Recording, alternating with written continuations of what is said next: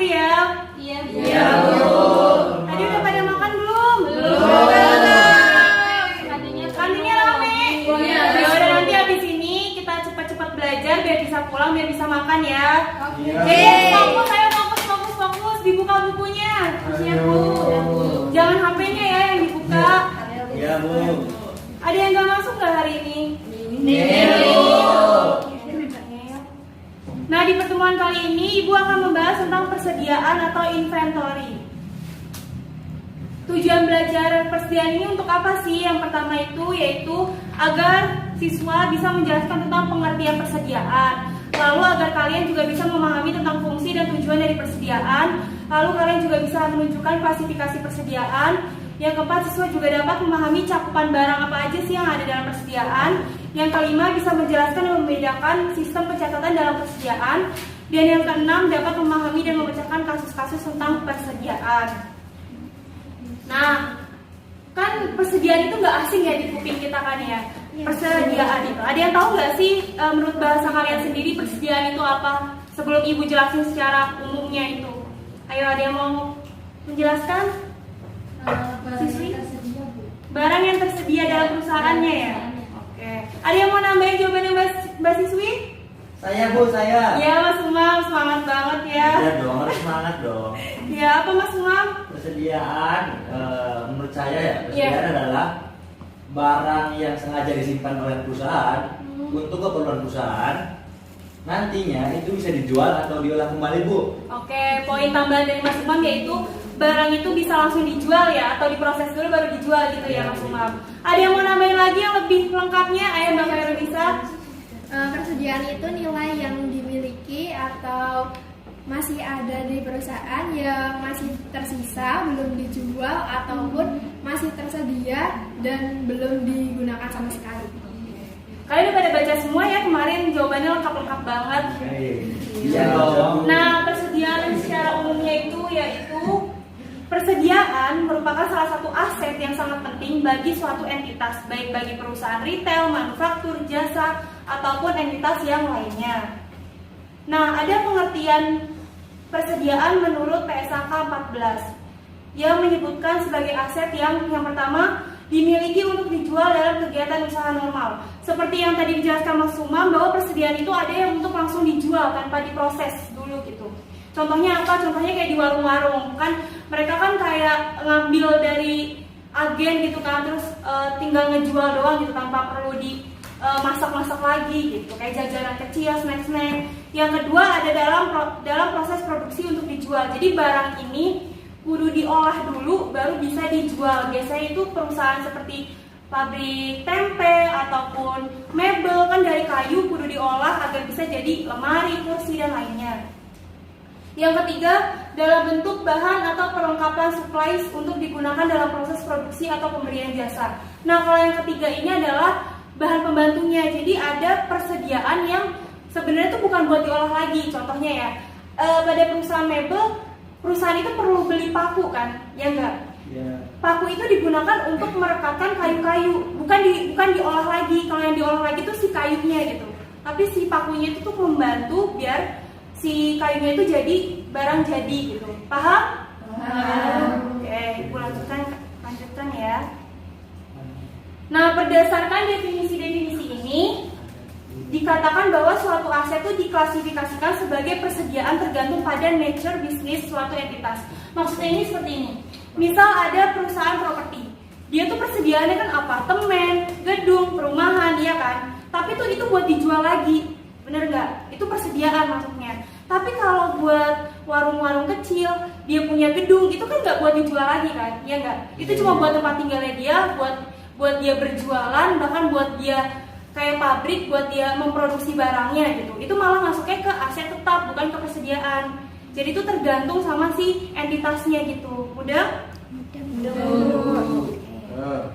Lanjut. Ada fungsi persediaan itu ada 3. Yang pertama itu ada fungsi decoupling, yaitu fungsi perusahaan untuk mengadakan persediaan decouple dengan mengadakan pengelompokan operasional secara terpisah-pisah. Yang kedua, fungsi economic size, yaitu penyimpanan persediaan dalam jumlah besar dengan pertimbangan adanya diskon.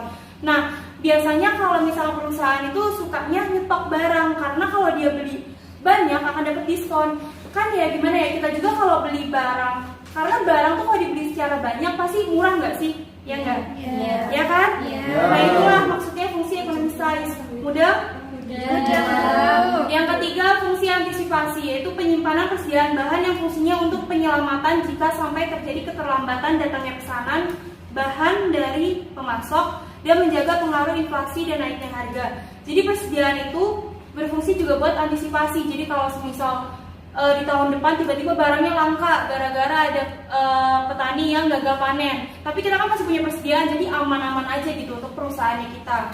Terus menjaga dari pengaruh inflasi, karena kan inflasi bikin harganya naik kan. Kalau kita udah nyetok nggak masalah dong buat perusahaannya kita, ya nggak? Nah, dari definisi dan fungsi yang udah Ibu jelasin, kalian kebayang nggak sih tujuan persediaan itu apa? Ada yang kebayang nggak? Coba sebelum Ibu jelaskan, ada yang mau nyoba tujuan dari persediaan itu apa? Saya Bu, Nah, coba Mbak Zulia.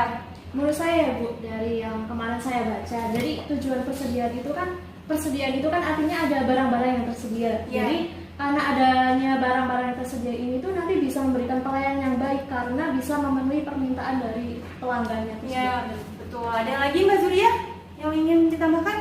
Atau ada yang mau menambahkan Mbak Zulia? Ayo. Saya Bu. Ayo Mas Bagus. Kayaknya Ya. udah baca ya semalam. Udah baca dulu tulisan dulu. Ayo. Kalau menurut saya tujuan dari adanya persediaan ini adalah meminimalkan resiko keterlambatan barang. Karena di suatu perusahaan, baik itu perusahaan dagang atau manufaktur, itu pasti ada yang namanya persediaan. Jadi buat jaga-jaga aja Bu. Oh, buat jaga-jaga ya, betul sekali. Sebenarnya jawaban Mbak Zulia dan Mas Bagus. Jadi tujuan dari persediaan itu menghilangkan resiko keterlambatan barang tiba. Mudah nggak sampai sini sebelum saya jelaskan lebih lanjut? Menghilangkan resiko keterlambatan barang tiba. Paham kan? Tadi seperti yang dijelaskan Mas Bagus. Kedua, untuk dapat memenuhi kebutuhan atau permintaan konsumennya.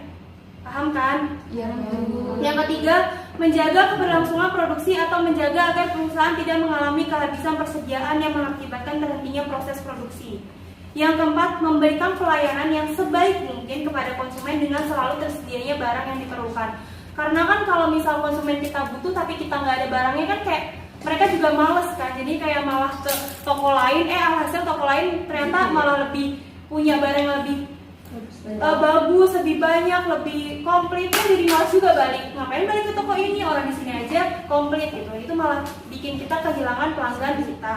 Jadi tujuan persediaan tuh itu. Lalu ada klasifikasi dalam persediaan itu ada 5. Yang pertama, barang dagangan. Artinya barang yang dibeli oleh perusahaan dari pihak lain dalam kondisi sudah siap untuk dijual tanpa dilakukan pemrosesan atau diproses lagi. Nah, barang dagang ini maksudnya ke perusahaan dagang. Ada yang tahu nggak sih perusahaan dagang di sekitar UNES apa aja? Ayo. Apa? Lagi apa lagi? Rezeki, benar. Indomaret, temennya Indomaret apa? Alfamart. Benar. Kan mereka kan pasti apa? Hypermart. Nah, benar, Hypermart. Jadi kan kalau mereka kan ngambil dari mungkin dari si PT-nya langsung ya, dari Indofood-nya langsung, jadi cuma diambil lalu dijual gitu tanpa perlu diproses lagi. Kan nggak mungkin kan ciki yang udah jadi terus dibuka dibumbuin lagi, kan nggak mungkin kan langsung dijual gitu. Selanjutnya ada bahan baku, yaitu barang yang dibeli oleh perusahaan dalam keadaan harus diproses menjadi bagian utama dari barang jadi. Nah, kalau tadi barang dagang termasuk di perusahaan dagang, kalau bahan baku itu 4 komponen ini nanti masuknya ke perusahaan manufaktur. Nah, sebelum itu ada yang mau menjelaskan nggak sih maksud dari bahan baku ini? Saya Bu, Nada ya? kalau semisal ada perusahaan tempe, Ya. perusahaan tempe itu bahan baku utamanya kedelai. Ya. Nanti kedelai itu bakal diproses jadi tempe atau Ya. tahu gitu. Jadi bahan bakunya tuh si kedelainya yang Kedelai. ada ya. Ya, bagus. Nah, selanjutnya ada bahan pembantu, yaitu barang yang dibeli oleh perusahaan dalam rangka mendukung proses produksi sampai menjadi barang jadi. Seperti yang tadi Ibu setelah contohkan yang paku tadi loh di mebel. Kan itu buat bahan bantu biar jadi kursi atau meja atau lemari kan. Iya Bu. Lalu ada barang dalam proses. Artinya bahan yang sudah dimasukkan dalam suatu proses produksi tetapi belum selesai diolah. sehingga baru menyerap sebagian biaya bahan, biaya tenaga kerja, dan biaya pabrik. Jadi contohnya, misal kursi ini udah dirangkai, tapi belum dicat, belum diamplas atau dan lain sebagainya. Berarti kan udah jadi, tapi masih dalam proses kan, udah mau jadi tapi masih dalam proses. Lalu selanjutnya ada barang jadi. Produk selesai yang dihasilkan dari suatu pengelolaan produk dan telah menyerap biaya tenaga kerja serta biaya pabrik secara tuntas. Seperti itu ya, paham? Jadi barang dagang termasuk ke perusahaan apa tadi? Kalau komponen ini masuk ke perusahaan manufaktur. Selanjutnya ada cakupan barang dalam persediaan. Itu ada 3. Yang pertama, barang dalam transit atau goods on transit. Itu maksudnya adalah barang yang masih ada dalam posisi transit. Jadi barangnya itu masih dalam perjalanan, padahal udah dikirim sama penjual, tetapi belum diterima sama pembeli gitu. Ya, belum nyampe, benar. Nah, pada dasarnya suatu barang diakui sebagai persediaan oleh suatu entitas itu yang memiliki tanggung jawab finansial terhadap biaya transportnya. Biasanya istilahnya itu biaya pengiriman ataupun shipping ground yang biasanya diistilahkan sebagai FOB, free on board. Nah, FOB itu terdiri dari 2, yaitu FOB shipping point dan FOB destination. FOB shipping point itu biaya transportasinya akan dibayar oleh pembeli. Jadi ibarat kalian beli Shopee tapi bayarnya COD. Jadi kalian bayar ke penjual itu cuma harga barangnya doang. Jadi pas barangnya datang kalian ngasih ongkos kirimnya ke kurirnya kan. Udah? Udah. Yang kedua ada FOB destination. Kebalikannya dari shipping point, kalau destination ini yang nanggung itu si penjualnya gitu. Jadi pas barang kalian datang ya nggak perlu bayar ongkosnya lagi gitu, ongkos kirimnya. Ngerti kan? Lanjut, barang yang kedua ada penjualan konsinyasi. Penjualan konsinyasi itu ibaratnya kayak misal saya punya warung, Mbak Fian itu punya usaha donat. Mbak Fian menitipkan donatnya ke saya. Nah, saya itu nggak perlu ngolah lagi kan, cuma tinggal ngejualin gitu aja kan. Nanti uangnya dikasih ke Mbak Fian gitu. Jadi penjualan konsinyasi itu adalah dimana penjual itu setuju untuk menerima barang tanpa ada kewajiban apapun, kecuali untuk merawat dan menjaga barangnya Mbak Fian tadi. Dengan kata lain, barang konsinyasi ini merupakan barang titipan. Yang ketiga ada barang atas penjualan dengan perjanjian khusus. Beberapa perjanjian khusus yang memerlukan evaluasi atas pengalihan resiko dan manfaat dari penjual kepada pembeli, diantaranya adalah penjualan dengan perjanjian pembelian kembali dan penjualan dengan tingkat pengembalian tinggi. Nah, sistem pencatatan persediaan. Ada yang udah baca semalam, ada berapa? Coba tebak. 5, Bu. 5. Yang lain tebak, ayo. 3.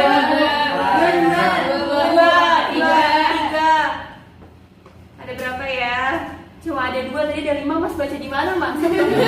Webnya di mana, Mas? Bisa 5, Mas, banyak banget. Yang pertama yaitu ada sistem persediaan fisik atau periodic inventory system dan sistem persediaan perpetual atau perpetual inventory system. Nah, yang pertama ada persediaan fisik atau periodik. Nah, ini dimana sistem pencatatannya itu tidak dicatat ketika ada pembelian atau penjualan. Nah, nanti itu dicatatnya di akhir. Jadi pas saat itu nggak dicatat gitu.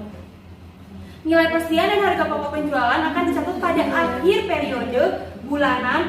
Periodenya itu bisa bulanan atau bisa semesteran ataupun tahunan berdasarkan perhitungan stok opnam atau perhitungan fisik dilakukan. Nah, penerapan metode pencatatan periodik ini, perhitungan HPP-nya akan menjadi lebih ringkas dan sederhana. Karena apa? Karena nggak tiap transaksi dicatat itu nanti di akhir. Nah, biasanya ciri-cirinya itu adalah pemasukan dan pengeluaran persediaan tidak dicatat dan tidak diperhitungkan dalam suatu catatan tertentu. Jadi nggak setiap melakukan transaksi dicatat, enggak, tapi di akhir nanti. Yang kedua ada pembelian barang dicatat dengan menerbit rekening pembelian, bukan persediaan barang. Ingat, periodik itu yang dicatat pembelian, bukan persediaan barang, nanti nama akunnya. Lalu yang ketiga ada perhitungan persediaan akhir sekaligus digunakan untuk perhitungan harga pokok penjualan dengan menggunakan jurnal penyesuaian. Nah, sistem yang kedua yaitu sistem perpetual atau perpetual inventory system. Kalau perpetual ini kebalikannya dari periodik. Kalau ini setiap transaksi itu dicatat, jadi nggak di akhir. Jadi metode pencatatan persediaan barang secara berkelanjutan atau juga bisa disebut pencatatan sistem buku. Pada metode perpetual, nilai persediaan dan harga pokok setiap barang yang masuk atau keluar dicatat sesuai dengan waktu terjadinya transaksi. Dengan penerapan metode pencatatan perpetual, kita bisa mengetahui jumlah persediaan dan harga pokok penjualan setiap saat. Ciri-cirinya apa sih? Ciri-cirinya coba dibacain Mbak Kian, bacakan ciri-ciri yang pertama. Yang pertama ada setiap terjadi pembelian barang dicatat dengan mendebit rekening persediaan barang. Nah, tadi kan kalau periodik yang dicatat akunnya itu namanya pembelian. Ya. Kalau si perpetual itu persediaan barang. Yang kedua, Mbak Vanessa boleh dibacakan? Setiap terjadi pengeluaran barang atau penjualan dicatat mengkredit persediaan sejumlah harga pokok penjualan. Tuh. Yang ketiga siapa yang mau baca? Ayo. Ayo. Sudah saya Ya, Rizkita Setiap saat dapat diketahui. Setiap saat dapat diketahui jumlah kuantitas sisa atau saldo persediaan. Oke. Nah ini akun-akunnya, akun-akun ini tuh akun-akun yang udah pakem gitu. Ini ketentuan jurnal sistem pencatatan transaksi persediaan. Ibu contohkan satu saja ya ini, pembelian barang dagang secara tunai. Kalau secara tunai di metode periodiknya itu pembelian di debit. Tadi kan ibu udah bilang kalau periodik tuh ininya pembelian, tapi kalau si perpetual persediaan barang dagang. Kalau secara tunai berarti di kreditnya itu kas, tapi kalau secara kredit di kreditnya itu ada utang dagang. Begitupun kalau perpetual di debit persediaan barang dagang, di kreditnya kas jika itu pembelian secara tunai, jika pembelian secara kredit ada utang dagang. Nanti ini PPT-nya akan ibu kirimkan ya, jadi kalian bisa menjadikan ketentuan ini sebagai acuan ketika kalian membuat menghitung sistem pencatatan transaksi persediaan. Nah sekarang ada giveaway. Tadi ngantuk kan main HP sendiri. Nih giveaway, ada contoh soalnya ya. Giveaway-nya itu contoh soal. Jadi itu siapa yang bisa menjawab ini, ibu ada hadiah langsung. Jadi hanya satu orang yang boleh jawab ini karena hadiahnya lumayan ya. Dulu ya Bu. Ya, tapi ini dibacakan dulu deh, boleh Mbak Puji? Iya Bu. Pada bulan Juli 2012, UD Santoso memiliki transaksi keuangan yang berkaitan dengan persediaan barang dagang. Transaksi-transaksi tersebut antara lain sebagai berikut. Tanggal 1 Juli 2012 dibeli barang dagang dari toko buku Makmur sebesar 4 juta rupiah dengan syarat penyerahan barang FOB shipping point yang dibayar tanggal 17 Juli 2012 sebesar Rp250.000. Berdasarkan transaksi keuangan tersebut, lakukanlah pencatatan ke dalam buku jurnal umum dengan metode fisik.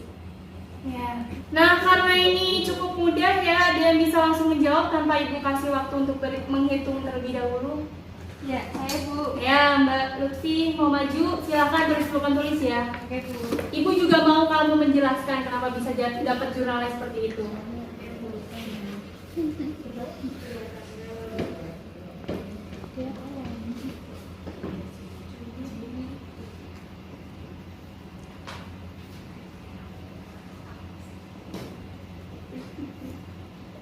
Yang belakang bisa kelihatan? Ya.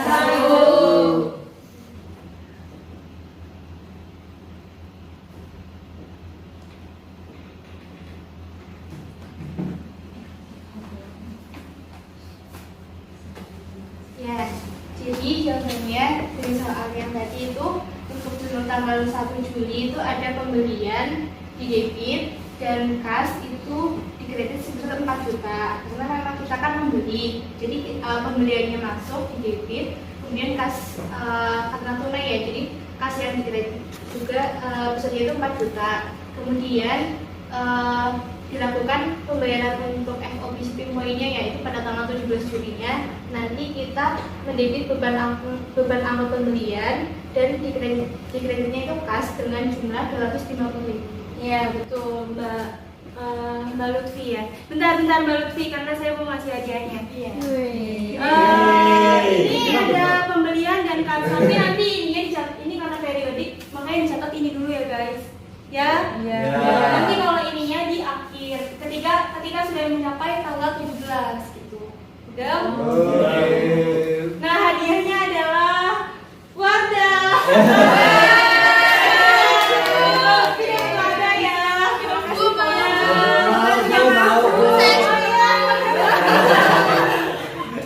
Ada yang mau lagi nanti? Oke, nanti ibu punya giveaway lagi kok. Nah, sekarang ada latihan soal sebelum ke giveaway selanjutnya ya. Latihan soal ini ibu mau dikerjakan secara berkelompok aja gitu. Coba hitung mulai dari 1. 1, 2, 3, 4, 5, 6, 7, 9, 10, 11, 12, 13, 14. Nah, yang ganjil kumpul dengan yang ganjil, yang genap dengan yang genap. Yang ganjil di sebelah kanan ibu, yang genap di sebelah kiri ibu. Waktunya 5 detik. Ayo, 1. Ganjil, ganjil. Ganjil, ganjil. 4, genap mana genap? 5. Dah. Ayo tenang. Boleh membentuk lingkaran. Oh iya Bu. Oh, aku sini. Aku genap kan? Ayo. Tadi Mas Umam, kelompok apa Mas Umam? Genap atau ganjil? Ganjil. Yang ganjil boleh mengerjakan transaksi tanggal 3 dan 13 dengan sistem periodik ya. Iya, Bu. Yang Mas Bagus genap ya? Ya, Bu. Yang genap itu tanggal 15 dan tanggal 17 dengan sistem perpetual. Oke? Oke, Bu. Oke, nanti di akhir Ibu mau satu orang dari kelompok ini dengan satu orang dari kelompok ini maju untuk menjelaskan memberitahu apa itu jurnalnya yang telah kalian diskusikan ya. Oke, Bu. Udah selesai? Belum. Ya, diskusi Mas Bagus bareng-bareng, jangan Siap, Bu. ngantuk. Siap, Bu. Kelompok ganjil sudah? Belum. Belum. Susah, Susah, Bu. Susah, Bu. Waktunya 5 menit lagi ya. Ya. Ayo 5 menit bisa lah, cuma 2 transaksi. Ayo. Oke, Bu. Udah boleh nawar ya, ayo Mbak Zulia. Sudah ya? Sudah diskusinya? Sudah. Yang mau maju dari kelompok ganjil dulu atau genap? Ayo. Ganjil, perwakilannya siapa? Zulia. Aduh Mas Umam ini gimana malah cewek yang disuruh maju? Kenal yang disuruh. Gimana? Ya. Mbak Zulia kalau yang maju berdiri biar teman-teman yang lain bisa. Jadi menurut kelompok kami pada transaksi tanggal 3 Juli itu jurnalnya pembelian di DP sebesar 9 juta, Ya. kemudian di kredit itu utang usaha 9 juta. Tuh ya. Lanjut. Kemudian di tanggal 13 Juli itu utang usaha sebesar 9 juta di debit, kemudian cash 8.820.000 di kredit, kemudian potongan pembelian sebesar 180.000 di kredit. Ya benar. Betul ya jawaban dari kelompok ganjil.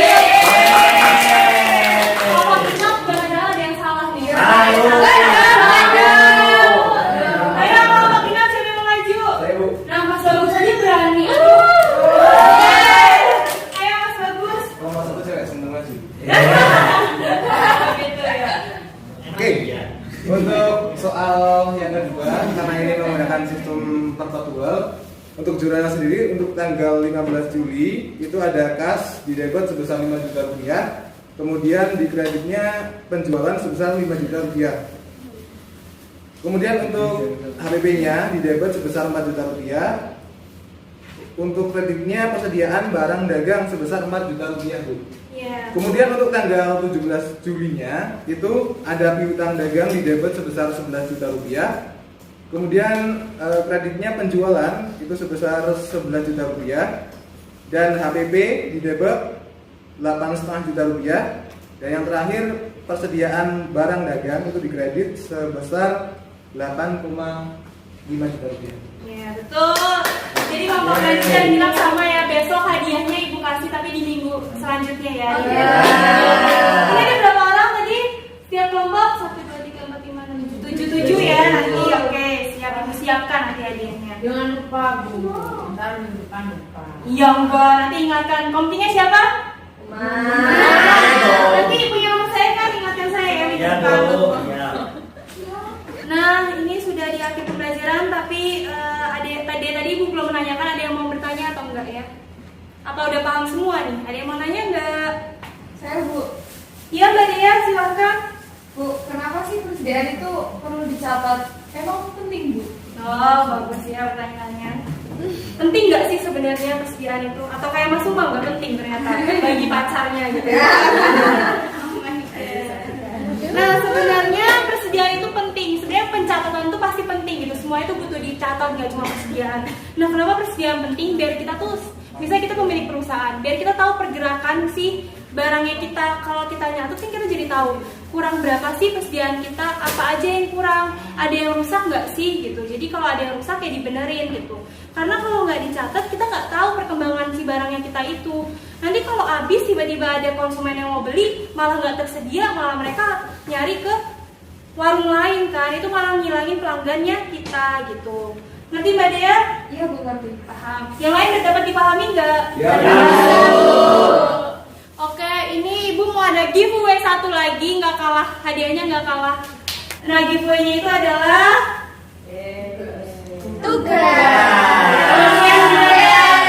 giveaway-nya tugas. Giveaway-nya tugas, bukan menebak ya giveaway-nya apa.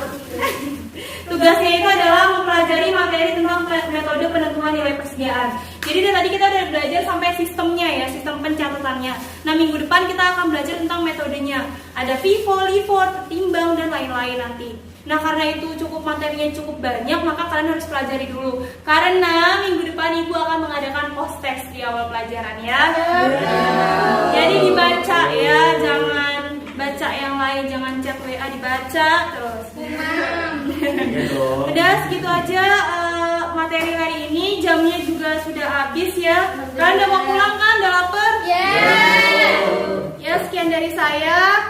Terima kasih. Mungkin semoga materi persediaan ini bisa jadi manfaat kalian gitu, bisa bermanfaat untuk kalian. Barangkali kalian mau buka usaha gitu kan. Barangkali tadi Mbak Fian mau bikin donat terus dititipin. Iya, siap. Udah segitu aja, nggak ada yang mau ditanyakan lagi kan? Ya, Bu. Boleh pulang dan meninggalkan kelas Ibu di sini saja nanti. Terima kasih, Bu. Ya, silakan.